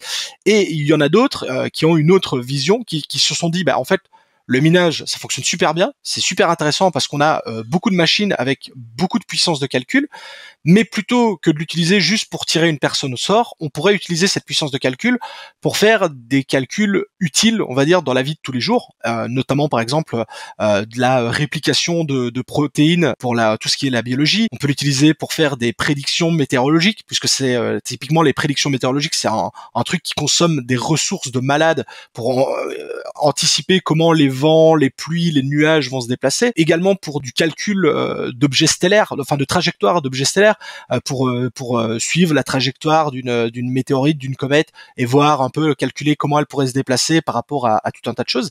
Et donc tous ces domaines-là sont eux demandeurs de puissance de calcul et ils n'en trouvent pas à l'heure actuelle parce que justement la puissance de calcul elle est utilisée dans d'autres domaines. Et donc le proof of useful work, ce serait justement de se dire plutôt que de faire des calculs entre guillemets qui ne servent à rien, on utiliserait cette puissance de calcul pour développer ce genre de technologie. Et en contrepartie, les personnes qui participent à ça seraient comme pour le minage, rémunérés dans la crypto-monnaie en question. C'est génial. Et il y a plusieurs projets qui sont déjà sur le coup. Il y a déjà plusieurs projets qui proposent plus ou moins fonctionnels cette technologie. Et tu penses que ça pourrait être implémenté pour Bitcoin à terme quand c'est vraiment mature et validé? Je pense que ce serait très compliqué à l'implémenter sur Bitcoin parce que, comme on le disait, à l'heure actuelle, le Proof of Work fonctionne extrêmement bien et je pense que Sébastien Gouspiou, qui est un mineur français ultra connu, te dirait que la consommation énergétique, et il a raison, hein, je suis d'accord avec lui, la consommation énergétique de Bitcoin est insignifiante par rapport à d'autres types de consommation et que donc, en soi, c'est pas un problème. Donc, comme on le disait, pour moi, la seule chose qui pourrait faire changer le processus de Bitcoin, ce serait, comme tu disais, les ordinateurs quantiques, et encore, on changerait l'algorithme, mais on resterait en proof of work. Donc, je pense que Bitcoin n'implantera jamais d'autres technologies que celles qu'il a déjà, et qui, il faut le dire, fonctionnent très bien. Non, mais c'est clair que ça a fait ses preuves, parce que mine de rien, le Bitcoin vient de passer ses années les plus vulnérables, hein. La première année, les 3 premières années, les 5 premières années, les 10 prochaines années, premières années, c'est là que les attaques potentielles étaient les plus faciles à faire, ouais, c'était à ce moment-là, en tout cas. Ouais. Si tu voulais attaquer Bitcoin, c'était avant. Maintenant, en fait, c'est un peu tard, quoi. Ça commence à être compliqué. Ouais, c'est clair. Un des trucs qui est les plus beaux avec la blockchain et la décentralisation, pour moi, c'est l'interopérabilité. Et l'idée de pouvoir dire, on va faire fonctionner un système financier ou un réseau smart contract sur une mécanique de calcul qui va profiter à la médecine, qui va profiter à la santé, qui va profiter à des entreprises à impact social positif, qui n'auraient pas forcément les moyens de faire tourner, c'est fantastique. C'est fantastique. C'est clair. On y croit. C'est ça, hein. Le truc, voilà, c'est une nouvelle technologie, et comme tu le dis, ça doit encore faire ses preuves, c'est pas encore dispo grand public, mais comme tu dis, il y a énormément de petites entités qui sont intéressées par ça parce que elles en ont clairement besoin, quoi. Bon, fondateur de projet ou magicien des mathématiques, si vous pouvez nous trouver une manière d'implémenter ça, on vous en sera très reconnaissant. Et vous pourrez contacter Monsieur TK qui se fera un plaisir de vous inviter sur sa chaîne pour en parler. Ouais. Est-ce que tu penses qu'un jour il sera plus facile, il sera possible de faire du mining de manière à ce que ce soit plus accessible techniquement pour tout un chacun et que ça se fera à plus petite échelle et qui sera quand même un petit peu rentable, même si c'est pas des milliers des cents? Alors, je vais répondre en deux parties. La première partie, donc tout ce qui est avant la rentabilité, parce que la rentabilité c'est un autre sujet, mais vraiment le fait de rendre accessible vraiment entre guillemets à n'importe qui, c'est déjà quasiment le cas, puisque maintenant tu as des logiciels de minage qui se lance en 2 clics. Tu peux lancer sur ton ordinateur, ton PC à la maison, même si c'est pas une bête de puissance, il y a quand même moyen de participer. Donc vraiment le minage au niveau de son accessibilité, ça c'est le jour et la nuit par rapport à avant. Maintenant t'as même plus besoin de savoir rentrer une ligne de commande, hein. Tu fais tout avec des cliquets déposés, ça va tout seul. Tu recommandes quoi pour ça? Ça dépend de ce que tu veux faire. Enfin, par exemple, si tu veux miner par exemple du Monero, t'as des logiciels par exemple comme NiceHash par exemple qui te permettent de miner vraiment en quelques clics. Ce sont des logiciels automatisés. C'est peut-être pas les plus intéressants, les plus fonctionnels, mais voilà, c'est vraiment du je clique et ça mine. T'as même au niveau des systèmes d'exploitation pensés pour le minage, hein. Je veux dire, quand tu vois des HiveOS, donc HiveOS c'est un système d'exploitation qui a été pensé pour le minage. L'interface est super sexy, ça se fait avec vraiment des systèmes quasi automatisé où tu coches juste des cases là où tu devais tout rentrer à la main, c'est devenu extrêmement accessible. Donc ça c'est vraiment l'accès au minage, pour moi le plus gros effet. Par contre, le deuxième point qui est la partie de la question avec la rentabilité, ça c'est un tout autre problème, notamment en Europe, puisqu'en Europe on a notre électricité qui a fortement augmenté et qui continue d'augmenter et qui est effectivement problématique pour le minage. C'est vrai que ça, voilà, c'est le gros frein qu'on peut avoir, notamment en Europe. Si t'es aux États-Unis, au Canada, c'est un coup de vent, c'est beaucoup plus simple. Mais effectivement, pour de la rentabilité à l'heure actuelle en Europe, c'est très compliqué. À moins que tu aies soit un tarif avantageux parce que t'es un ancien agent EDF ou autre, ou que le toit de ta maison ou de ton entrepôt soit bardé de panneaux photovoltaïques et tout, c'est extrêmement compliqué d'avoir de la rentabilité en Europe. C'est quand même possible par moment. Il faudra voir quand le marché sera au plus haut, parce que là effectivement on est au plus bas, donc c'est difficile. Mais voilà quoi, la rentabilité c'est vraiment un domaine à part. Un autre sujet. Et à l'heure actuelle c'est difficile. Et justement toi par rapport à ton mining, comment est-ce que tu le considères ça? Est-ce que t'as une vision un petit peu plus long terme de ok, je mine maintenant, je suis pas en profit dans l'immédiat, par contre je mine des cryptos qui ont du potentiel, ou alors toi tu t'en sors encore? À l'heure actuelle, c'est que ça. Enfin, c'est que miner du potentiel. Après, le minage, tu peux le voir. En fait, tu peux le voir de plusieurs façons. Si je connais, moi le premier, pas mal de personnes qui se disent, bah tiens, mon installation de minage, on va faire simple, elle consomme 2000 watts. J'ai un radiateur qui consomme 2000 watts en hiver, pas en été. Plutôt que de faire tourner le radiateur de 2000 watts qui lui ne me rapportera jamais rien, bah je préfère miner à 2000 watts et peut-être avoir une chance, peut-être que ça rapporte un petit quelque chose. C'est un peu ça la vision qu'ont ces personnes-là, de se dire qu'à un moment donné, de toute façon, si tu dois dépenser de l'énergie pour te chauffer, pourquoi pas le faire avec du minage. Mais il est clair que quand tu prends pas l'aspect je l'utilise comme un chauffage, à l'heure actuelle, la seule solution qui te reste, c'est de miner en espérant que le coin prenne de la valeur dans le temps, puisque à l'heure actuelle, encore une fois, à l'instant T, t'as quasi pas, voire t'as pas de rentabilité sur les coins que l'on a à l'heure actuelle. On passe du proof of useful work à useful proof of work parce que tu mines pour ton chauffage. Moi, je l'avais déjà entendu. Peut-être qu'un jour on verra naître un immeuble où dans les fondations, dans la manière dont est construite, il y a intégré le fait que en hiver, ben c'est chauffé par du minage et du coup ça fait baisser les. C'est déjà le cas. T'as des endroits, oui.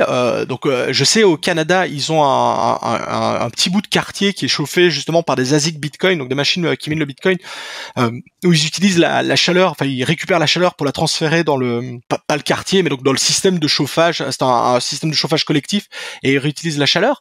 Je pense qu'au Texas, là aussi où il y a beaucoup de fermes de minage, ils utilisent une partie de la chaleur produite pour chauffer l'eau des piscines municipales. Donc on récupère cette chaleur avec des échangeurs et on peut chauffer l'eau des piscines. En Hollande, aux Pays-Bas, ils l'ont utilisé notamment pour chauffer des serres. Donc tu avais des ASIC à l'entrée d'une serre où ils faisaient pousser des tulipes et pour chauffer justement la serre en hiver, ils utilisaient ça. Et en fait le constat il est toujours le même, c'est qu'à partir du moment où tu dois dépenser de l'électricité, donc de l'argent pour du chauffage, eh bien, un chauffage ne fera que te coûter. Avec une machine de minage, t'as même un gain qui est minime, mais tu auras toujours un petit gain. T'as la société, je connais bien, j'ai souvent discuté avec eux, c'est Waste Mining qui font la chaudière Sato, qui est une chaudière pour les particuliers, donc que n'importe qui peut installer chez lui. Et en fait, c'est une chaudière avec un ballon d'eau chaude où t'as un ASIC Bitcoin qui est plongé. Je pense qu'il est plongé directement dans leur système d'échangeur. Et donc en fait, l'ASIC qui tourne, il te ramène des poussières de Bitcoin, mais ton ballon d'eau chaude classique, il fait que de consommer du courant et donc de le truc. Donc là, même si t'as un gain qui est très faible, t'as quand même un petit gain. Ah, c'est génial. Tu penses qu'en utilisant cette chaudière, il faudrait combien de temps pour miner un Bitcoin aujourd'hui? Il faudrait regarder. Je pense que écoute, si je regarde vite fait, hein, donc si même tu dis que c'est quoi, à mon avis, ils mettent on va dire qu'ils prennent peut-être un S19 à l'heure actuelle, peut-être. Attends, je cherche vite fait sur internet le S19. Allez, on va dire que c'est le tout gros, on va dire. Il fait combien de Bitcoin lui par jour, le tout gros? Est-ce qu'il me le donne le calcul? Par jour, il ferait 0,3 x 0 3 BTC. La calculatrice 0.3 x 0 3. On va dire que ça change pas, hein, parce que sinon c'est compliqué. Et on va dire qu'il fait ça pendant 365 jours. Il fait 0,1 BTC, presque 0,11 BTC par an. C'est pas mal déjà. Pour un seul ASIC, hein. Donc en partant du principe que c'est celui-là, hein, après je sais pas ce qu'ils mettent dedans, il faudrait regarder, mais ouais. Donc tu ferais 0,1 BTC. Je m'attendais pas à ça. Je m'attendais pas à ça parce que je m'attendais à ce que tu me dises 50 ans, tu vois, ou 100 ans. Là ça voudrait dire 10 vraiment ans. Ridicule. Ça voudrait dire en 10 ans, t'as un BTC. 9 ans même. Mais encore une fois, si rien ne change, tu vois, si pas la difficulté de minage augmente, s'il y a pas, voilà. Oui, mais bon. Mais voilà. À l'heure actuelle. Restons dans le rêve, dans le rêve. Ne soyons pas trop scientifiques quand même. Ça ferait, il faudrait 10 ans pour obtenir un BTC entier avec cette machine-là, en partant du principe aussi, la machine tombe pas en rade, ça, voilà. Ouais, mais voilà. Nous, on n'est pas des bons investisseurs, on est là pour, on est là pour la thune. Et on est là pour la thune. Et on se dit qu'en 10 ans, on peut avoir un bitcoin. Voilà. Et peut-être que dans 10 ans, un bitcoin, ça vaudra 1 million. Donc, c'est ça. Et on est millionnaire avec sa chaudière qui chauffe l'eau. Exactement. Donc, merci. Le nom de la boîte, c'était? Donc, c'est Wise Mining et la chaudière, c'est Sato, je pense. Eh ben, achetez vite la chaudière Sato et dans 10 ans, vous serez millionnaire. This is not financial. Voilà. Il faut toujours le dire. Allez, on va finir sur une petite note sympa. Quelques petites questions parce qu'on parlait gaming justement. Et avant de parler de ce qui nous concerne, qui est un peu plus Web3, alors Starfield, ça donne quoi? J'adore. D'ailleurs, là, je fais une pause exprès. Hein. Quand on aura fini, je dois faire un truc et j'y retourne. Ah, j'adore. J'adore les RPG, j'adore l'espace, j'adore les jeux vidéo de manière générale. Donc, clairement, moi, j'en suis content. Je sais même pas de quoi il s'agit. Tu m'en as parlé. Je suis même pas allé regarder. C'est quoi? C'est un open world? Ouais. C'est un open space pour le cas, parce que ça se passe dans l'espace. Okay. Et en fait, c'est fait par Bethesda, donc et notamment les créateurs de Skyrim et Fallout, les séries Skyrim, Fallout. Si Skyrim et Fallout vous parlent, eh bien, en fait, Starfield, c'est la combinaison des deux, si je puis dire. Sauf que c'est pas Heroic Fantasy, mais vous mettez ça dans l'espace, quoi. Ah, c'est sur Steam, donc moi même peut-être que sur Mac, je dois pouvoir y avoir accès. Ouais, oui, enfin il est dispo sur Steam et sur un autre launcher, mais j'ai oublié le nôtre, mais je l'ai sur Steam. Ok. Bah c'est bon à savoir qui c'est. Je suis pas trop gamer moi-même, mais toujours ouvert à tester des choses. Mais du coup, tu me disais que tu étais critique du gaming dans le Web3 et c'est un sujet qui m'intéresse beaucoup. Moi, je suis un fan de tokenomics. Dès qu'il s'agit de prendre des tokens pour les caler à des économies qui existent, je trouve ça absolument fascinant et c'est vrai que le jeu est une application incroyable. Pourquoi est-ce que tu es critique des jeux Web3? Alors, je suis pas, en fait, c'est pas critique vraiment que je suis. En fait, ce que je trouve juste dommage, c'est qu'à l'heure actuelle, en tout cas les jeux que l'on a créés avec justement cette vision Web3, avec tout un aspect token économique et autres, se limitent à des tout petits jeux, pour pas dire des jeux flash. Alors, je caricature, on est bien d'accord, il y a des choses qui commencent à être créées, mais on est très très loin des gros triple A, comme on appelle ça dans le milieu, donc des très gros jeux qui sortent. Je veux dire, demain, t'aurais, alors que je suis pas fan de la licence, hein, mais demain, t'aurais l'équivalent de Call of Duty sur le Web3 avec tout l'aspect justement, peut-être avec des NFT pour avoir des cartes qui représentent de l'équipement, des armes, que sais-je. Hein. Voilà, je pense que ça ferait tellement avancer l'écosystème dans ce cas-là précis, plutôt que de nous sortir tous ces petits jeux. Alors après, tu vas me dire, bah oui, les choses se font petit à petit, c'est logique, on peut pas avoir dès le départ un gros jeu avec tous les trucs et de ça, mais à l'heure actuelle, j'ai pas trouvé. Moi qui suis gamer, j'ai essayé plusieurs jeux, j'ai essayé plusieurs trucs, j'ai essayé Axie Infinity et autres. C'est le petit jeu sympa, c'est rigolo, mais c'est pas ça qui va me tenir en haleine pendant des heures et des heures, quoi. T'y joues un peu, c'est rigolo, tu t'amuses, mais voilà. Moi, c'est ça en fait que je reproche. Même si je conçois bien qu'on peut pas avoir tout dès le départ, donc voilà, c'est un peu ça que je reproche. Sortez-moi un triple A ou l'équivalent de quelque chose de très gros par rapport à ce qu'on a dans le jeu vidéo traditionnel, et surtout que ça se prête très bien. Hein. Moi, pareil, je suis pas du tout fan de tout ce qui est les MOBA, donc tout ce qui est League of Legends et compagnie. Mais comme c'est avec des personnages, des trucs, tu fais ça sous forme de cartes à collectionner, sous forme de NFT, mais avec le système à la League of Legends, t'as un truc qui est aux petits oignons. Et là, clairement, tu pourras ramener du monde. Mais faire des cartes à collectionner pour avoir un truc dans un métavers où il se passe rien, entre guillemets, ben voilà, je vois pas trop l'intérêt à l'heure actuelle. Mais je demande, justement, étant gamer, je demande qu'à être surpris et qu'on me dise, bah non, regarde, on a par exemple ce jeu-là qui propose exactement la même chose, qui est super bien au point et tout. Et là, clairement, je changerais peut-être d'avis. Mais à l'heure actuelle, c'est encore trop early que pour moi m'intéresser en tant que gamer, entre guillemets. Ouais, je comprends.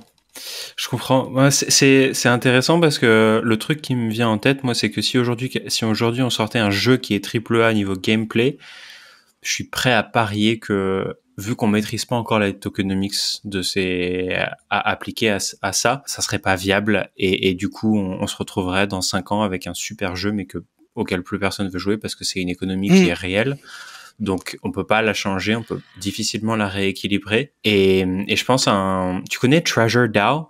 Ça me dit rien du tout. Ils se présentent un petit peu comme le Nintendo du Web3, et donc ils se sont créés comme une sorte de studio décentralisé de jeux vidéo. Okay. Ils font rentrer des jeux vidéo dans leur écosystème, et j'en parle. J'ai l'impression qu'à chaque fois que je prends la parole, j'en parle. Il y a un des jeux par exemple dans leur écosystème où je les trouve très très intelligents.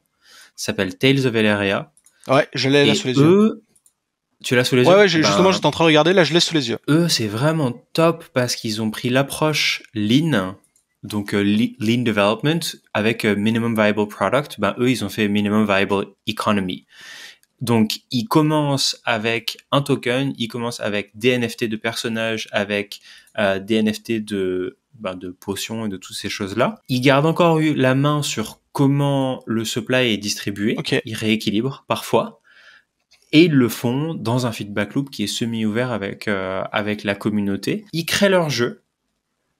Quand leur jeu se développe, ils continuent de créer leur économie, de l'ajuster, d'introduire de nouveaux tokens, d'en réduire Et je pense que il y a deux manières de le faire. Il y a des gens qui vont créer des gros jeux d'un coup et qui vont mettre une économie. Il y en a certains qui vont marcher, il y en a qui vont pas marcher. Et il y en a qui vont faire comme eux et qui vont fonctionner en très lean et qui vont se dire, OK, on accepte de faire du 500 joueurs la première année, 2000 la deuxième, 5000 la deuxième, pour être à 500 000 et à 1 million dans 7-8 ans. Et ouais, je pense que c'est un truc qu'il va falloir être un peu patient. Je pense. En tout cas, moi, par exemple, pour rester dans l'aspect Web3, enfin gaming, il y a Ultra UOS qui se veut lui par contre être plutôt une plateforme concurrente à Steam, tu vois, donc l'équivalent de ça. Et ça, à la limite, à l'heure actuelle, encore une fois, hein, dans l'état actuel des choses, ça me parle beaucoup plus. Ce projet-là me parle beaucoup plus, puisqu'effectivement, on sait, en tout cas dans le jeu vidéo, sur PC, à quel point Steam a la main mise sur l'écosystème. Hein, ça se partage avec les autres là, comment ils s'appellent, ceux qui font Fortnite, c'est Epic, voilà, avec l'Epic Game Store, qui est l'équivalent de Steam chez eux. Voilà, ils sont deux énormes acteurs à se partager ça, et puis t'as tous les plus petits, hein, avec Origin de EA, Uplay de Ubisoft, etc.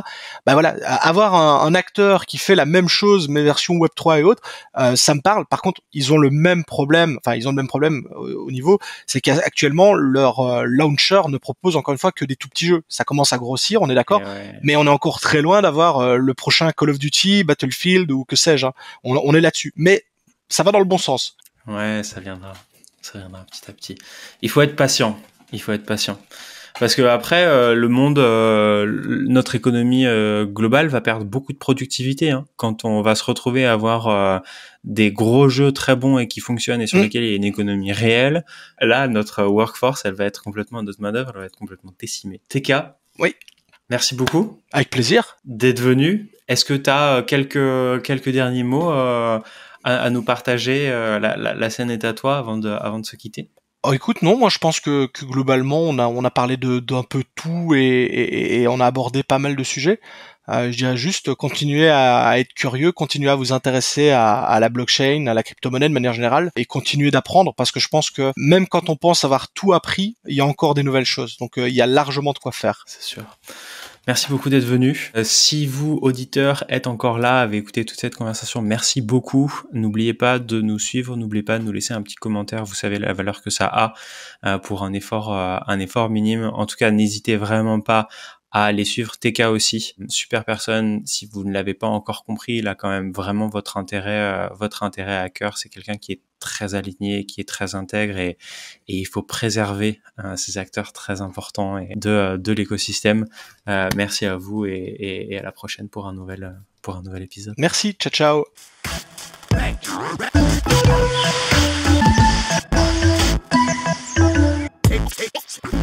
Experience.